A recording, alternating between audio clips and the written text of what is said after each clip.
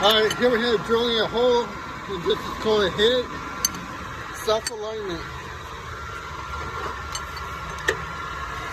Engage your feet, power feet.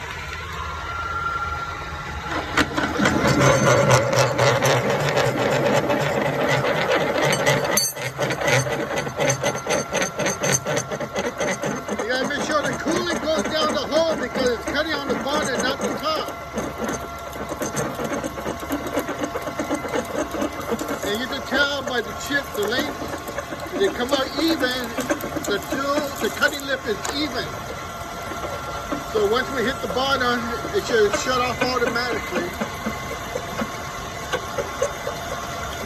And you can also hear it by the sound. There, you hear the sound? That squeaking means we busted through. Listen.